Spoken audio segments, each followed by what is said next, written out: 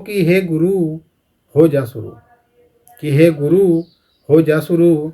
अंदर ही अंदर प्रार्थना करो उस मालिक से कि हे मालिक, मुझ पे तो कोई भजन भी नहीं आता, मुझ पे तो कोई सेवा भी नहीं हो रही, कि हे मालिक मुझे इस तरह बनाए, इस संसार में तो रहना भी नहीं आता, मुझ पे तो कुछ कर्म। मैं चेतन आप विराजय राजा रंक एको शहरी, और कहे रविदास डांड नहीं दूंगा, खरी है नौकरी मेरी। साध संगत जी, सतगुरु रविदास जी महाराज जी का बिल्कुल सहज मार्ग है, कहीं भटकना नहीं है। आज हम आपको एक नाम की महिमा बताने वाले हैं कि हमें भजन कैसे करना है, हमें साधना हम कैसे कर सके, जिससे कि हमें गुरु महाराज अनुभव दर्शावे। आप भ्रमित मत होवे, कोई आपको बहकावे तो किसके बहकावे में नहीं आना चाहिए, क्योंकि नाम की महिमा, वो नाम जो संत ऋषि मुनि सिमरन करते हैं, जो साधना भजन करते हैं, वो अपना नाम अभ्यास वो अनुभव शेयर करते हैं। तो मेरे गुरु प्रेमियों, साध संगत जी, आप सभी लोग कैसे हैं? टेकचंद रविदास यूट्यूब चैनल आपका स्वागत अभिनंदन करता है। आज हम आपको वो महत्वपूर्ण बात बताने वाले हैं कि जो आपने कभी सुनी भी नहीं होगी। देखिए, ये तो आप सभी जानते हैं कि आज इस संसार के अंदर न जाने कितने साधु संत हो गए हैं, और वे तरह तरह के, कोई 5 नाम बतावे, कोई 10 नाम बतावे, कोई कथा के द्वारा बतावे, कोई किसी प्रकार के द्वारा बतावे। तो हमारे संत गुरु रविदास जी महाराज जी का बिल्कुल सहज मार्ग है, सीधा मार्ग है, ना कहीं आना ना कहीं जाना, और 5 तत्व में यहीं समा जाना, और इन 5 तत्वों में ही भजन करना पड़ेगा। तो आज हम आपको वही विधि बिल्कुल बताने वाले हैं। वीडियो को आप पूरा देख लेना और इस पर अमल जरूर कर लेना। देखिए, जब हम बिल्कुल सीधे बैठ जाएंगे और हम एक नाम के सहारे अपना जीवन बिताने वाले हैं, क्योंकि एक नाम जहाँ तक है वहाँ तक काल नहीं है, और जहाँ तक 10 नाम है, 5 नाम है, वहाँ सब तक काल है। तो काल से बचाना है। जैसे हमारे सतगुरु रविदास जी महाराज ने कहा था कि काल हमारा कुकड़ा, जम हमारे गुलाम, और चेले हैं हम सतगुरु के, किसके आगे करे सलाम। यदि वास्तविक आपने वो मंत्र जान लिया, वो नाम, वो विधि यदि आपने जान ली कि हम किस विधि से उस सतगुरु महाराज का अनुभव अपने अंदर महसूस कर सकते हैं। देखिए, ये तो आप सभी जानते हैं कि सतगुरु एक अनादि है, सतगुरु मध्य और मूल भी है, सतगुरु ही तारनहार है, और सतगुरु सृजनहार है। वही एक अलग पुरुष अविनाशी है, हम उसकी शरण में हैं। और आप लोगों को भी यही हिदायत दी जाती है कि आप एक सतगुरु के नाम पर लग जाइए। तो आज हम आपको वही विधि बताने वाले कि जिस विधि के द्वारा आपको अनुभव हो सकता है। तो सबसे पहले, यदि आप हमारे इस YouTube चैनल में नए हैं तो एक सब्सक्राइबर, एक लाइक, एक कमेंट जरूर कर देना। कमेंट में जय गुरु रविदास जरूर लिख देना। देखिए साध संगत जी, हमारा जो YouTube चैनल है टेकचंद रविदास जी के नाम से, उसका उद्देश्य ये है कि हम महाराज रविदास जी की जो वाणी है वो आप तक समय पर पहुंचाते रहे, और हम करते भी ऐसे ही है, क्योंकि सोशल मीडिया के द्वारा प्रचार करना भी बहुत ज़रूरी है। तो इसीलिए आप हमारे इस YouTube चैनल को एक लाइक और इसे आगे बढ़ाइए, अपने यार दोस्तों को ज़रूर शेयर करिएगा। तो क्या बताया है कि जब हम एक नाम के सहारे अपना जीवन व्यतीत करेंगे, तो क्या आप जानते हैं कि एक शब्द ऐसा है कि जब आप उसका सिमरन करोगे तो आपका पूरा शरीर निरोग हो जाएगा।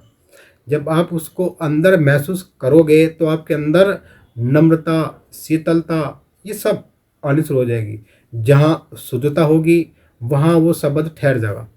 शब्द कहे कि यहाँ इस संसार के अंदर जितने भी यहाँ लोग आए हैं संसार में, और जितने भी साधु संत यहाँ आए हैं, सभी ने एक बात कही है, और सब ने अलग अलग अनुभव दर्शाया है। किसी भी साधु संतों के यहाँ विचार नहीं मिले। जो अलग पुरुष अविनाशी है, जैसे हमारे गुरु रविदास जी महाराज हैं, उस समय कबीर साहब जी सत साहब करा करे थे, गुरु रविदास जी सतनाम बताया करे थे, और जो गोरखनाथ जी वे अलख निरंजन। तो यहाँ सभी संतों में आपस में मतभेद रहा, और जैसे गोरखनाथ या कबीर साहब तो आपस में रविदास जी से घृणा भी करते थे, और फिर वे आकर उनसे माफ़ी भी मांग लिया करते थे। तो आज हम आपको वही बात बताओगे कि जो आपको अच्छी लगेगी और जो जिससे आपको पूरा अनुभव हो सकता है। आज हम आपको वो विधि इस वीडियो के अंत में ज़रूर बताएंगे कि कौन सी विधि है जिससे कि हमें अनुभव दरस सकता है। आप वीडियो को पूरा देखें। जैसे बताया कि कोई कोई साधु जाने शब्द की घोर, कोई कोई साधु जाने शब्द की घोर। जैसे आकाश में बिजली घोरती है, आकाश आपने देखा जब बारिश का समय होता है, तेज तूफान चलता है तो आकाश में बादल घोरना शुरू कर देता है। वो घोर में नहीं जाना, अंदर की घोर है वो शब्द की घोर। जब हम बिल्कुल सीधे बैठ जाएंगे और आंखें बंद कर लेंगे अपनी, तो राम जी की जो बादल हमें बाहर नजर आते हैं तड़तड़ाना, वो हमें अंदर महसूस होने वाले हैं। तो क्या बताया पहली कली के द्वारा कि कहते कहते सभी फिरे रे झूठ बोल रहे। और या दुनिया पता नहीं कौन किस रंग में घूम रही है, कोई व्यापार कर रहा, कोई कुछ कर रहा, लेकिन हमारे सतगुरु का मार्ग अलग है भाई।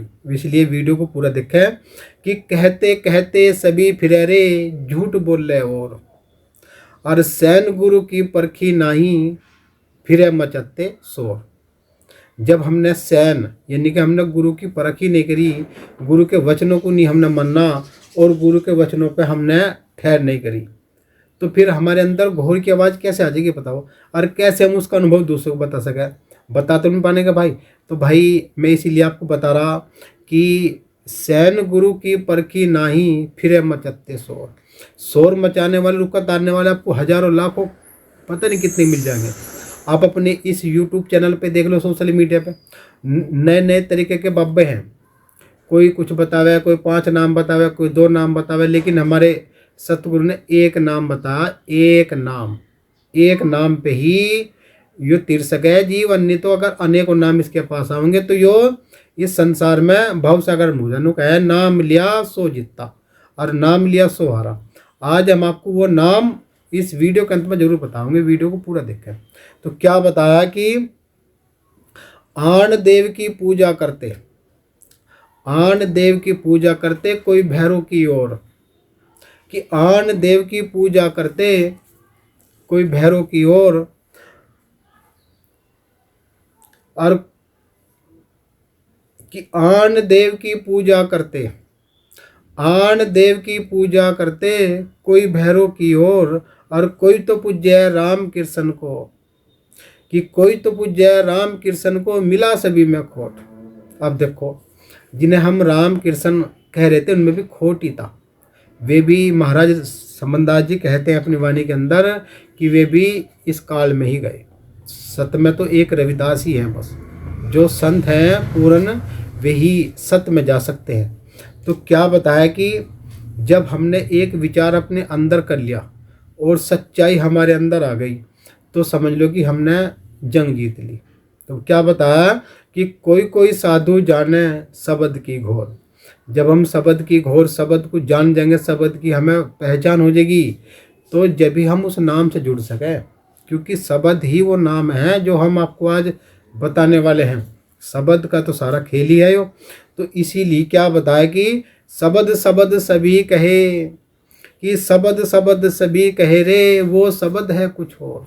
जिस शब्द को संत महात्मा ऋषि मुनि जपते हैं, तो क्या बताया कि शब्द शब्द तो सभी कहे वो शब्द कुछ और दृष्टि मुष्टि आवे नाही ना सबक की ओर। कि जिस शब्द शब्द को रुक के तारते हुए फिर रहे, ना वहाँ दृष्टि है ना वहाँ मुष्टि है, वहाँ तो बक्की नाश है भाई।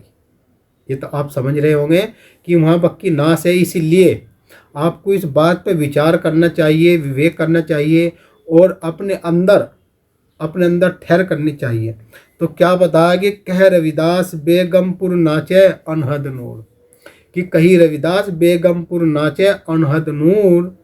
और जो भी माने वचन हमारा, जो भी माने वचन हमारा हो जा परली पार। कि जो भी हमारा वचन मान जाएगा वो परली पार हो जाएगा।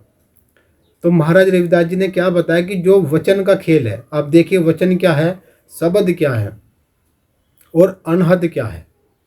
अब इन चीज़ों पे अब बात होने वाली है। देखिए सबसे पहले हमें क्या करना है, या तो हमें मान लो पद्मासन लगा लेना है, या फिर सुखासन लगा लेना है, या फिर आलती पालती मारकर एक टांग ऊपर नीचे रखकर आप बैठ जाइए। बिल्कुल सीधे बिल्कुल बैठना है, और हाथ आपको इस प्रकार से बांध लेना है, इस प्रकार से, और अंगूठा ये होना चाहिए बस। बिल्कुल ये पोजीशन आप रख लीजिएगा, और सीधे से यहाँ यहाँ रख लो।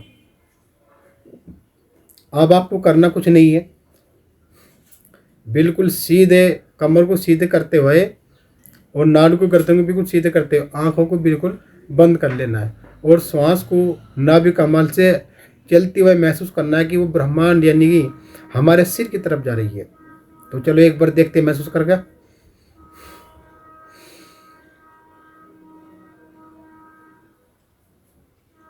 अब यहीं पर आकर आपको अपनी सांस रोक लेनी है।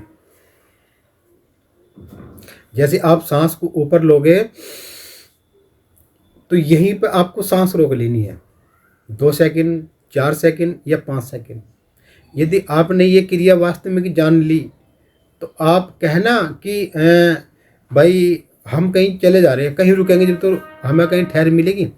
तो जब हम कहीं रुकेंगे, तो जब हम कहीं सांस को रोकेंगे, कहीं ठहर करेंगे, जब तो हम उस मालिक के दौरे जा सके, नहीं तो भाई बाकी मामला ख़राब नहीं है। तो जैसे ही हम श्वास को ऊपर लेंगे तो यहीं से हमें सांस को रोक लेना है। देखो कैसे।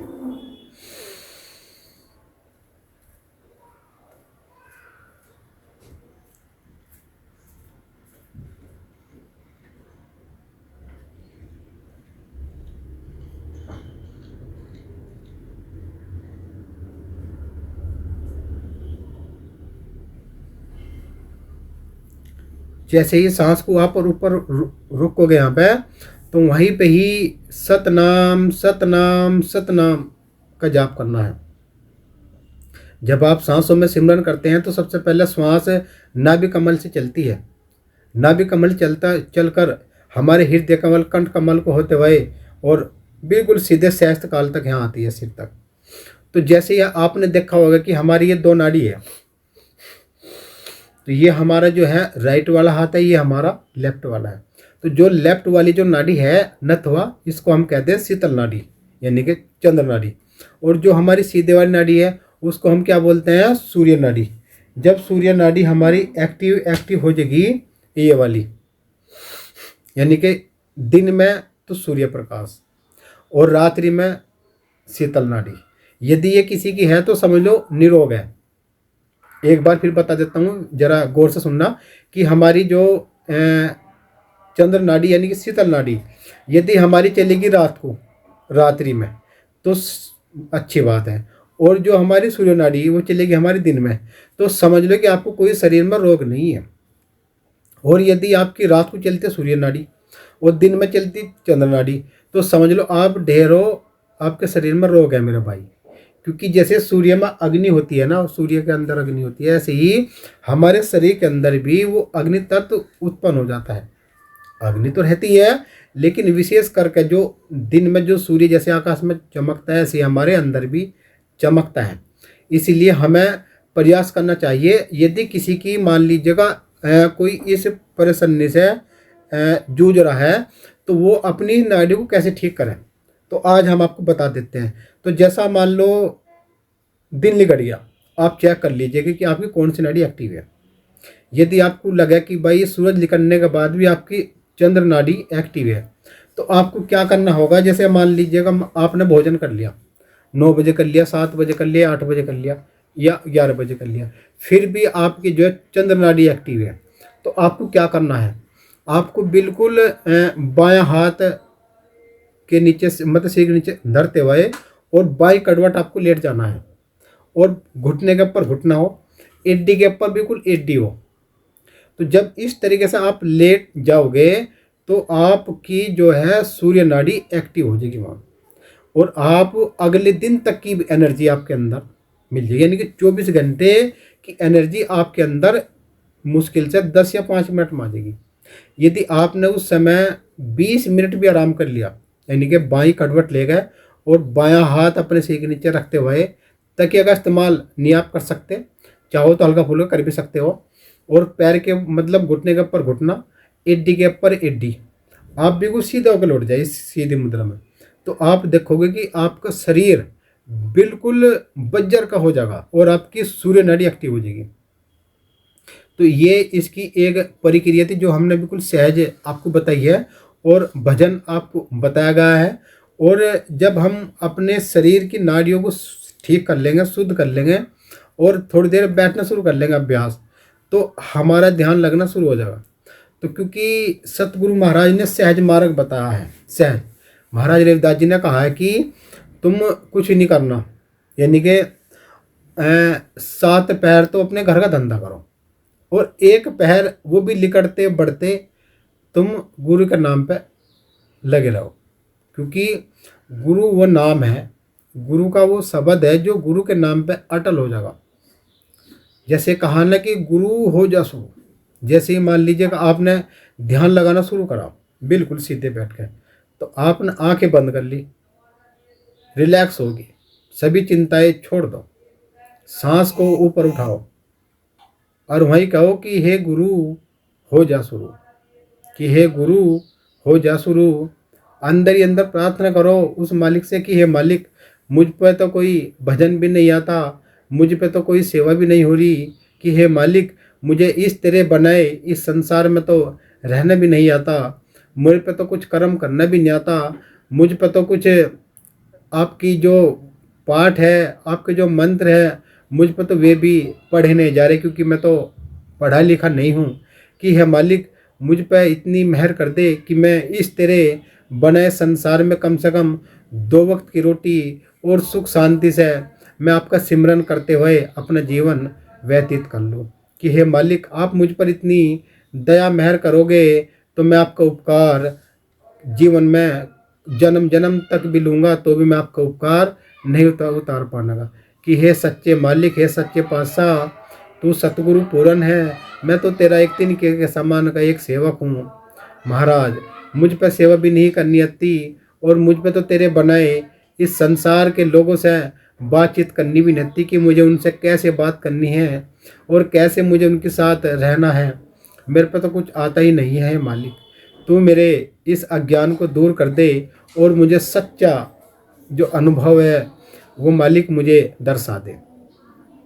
जब आप इस तरह की भावना अपने महाराज रविदास जी के चरणों में प्रकट करोगे तो मेरा विश्वास है, सभी संतों का विश्वास है, सभी संतों की ये वाणी है कि ये वाणी हमारे समनदास जी महाराज ने बताई कि यदि आपने कुछ कर्म कर लिया सतगुरु के नाम पे तो बेशक आप चाहे थोड़ा देर हो सकती है लेकिन आपको मिलेगा जरूर। जो ऐसा आपने किया है वो आपको जरूर मिलेगा।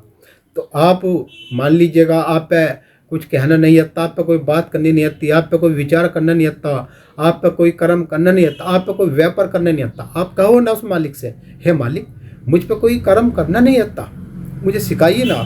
हे महाराज मेरे को कोई व्यापार भी करना नहीं आता, मुझे आप सिखाइए गुरु महाराज।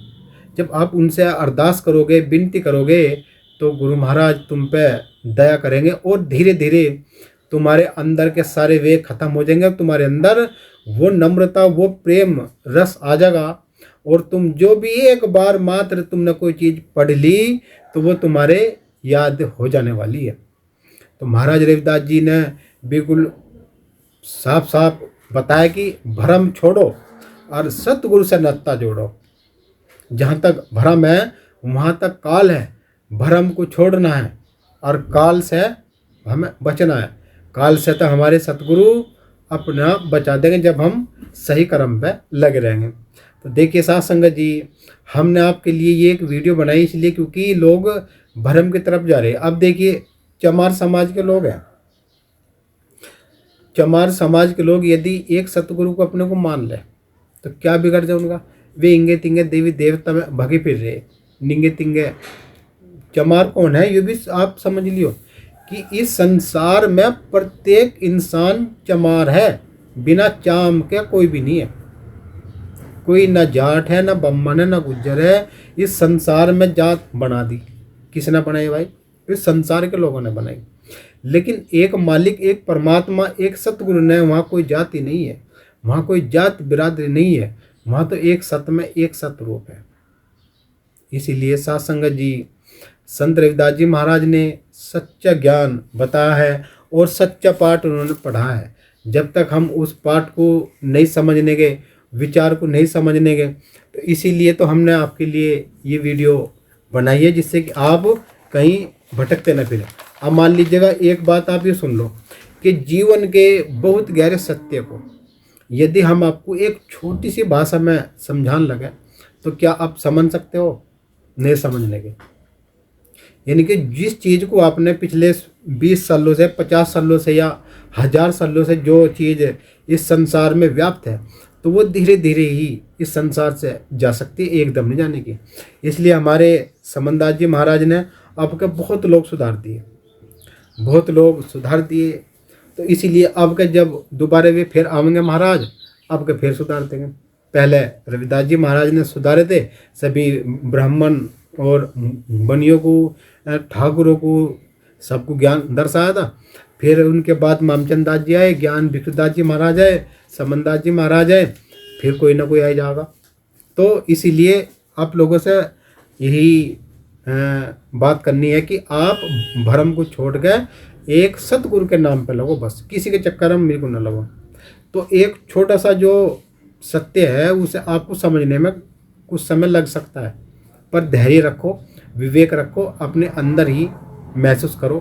तो ये वीडियो हमारी आपको कैसी लगी कमेंट करके ज़रूर बताइएगा, और चलते चलते हमारी यूट्यूब चैनल को आप सब्सक्राइब, लाइक और कमेंट करते जाइएगा। सभी को सतनाम सतगुरु जय रविदास। एक जयकारा लगाएंगे, बोलिए संत शिरोमणि सतगुरु रविदास जी महाराज की जय, सतगुरु ज्ञान भिक्षुदास जी महाराज की जय, संत शिरोमणि सतगुरु समनदास जी महाराज की जय, गुरु मेहता दास महाराज की जय। सभी को सतनाम सतगुरु जय रविदास।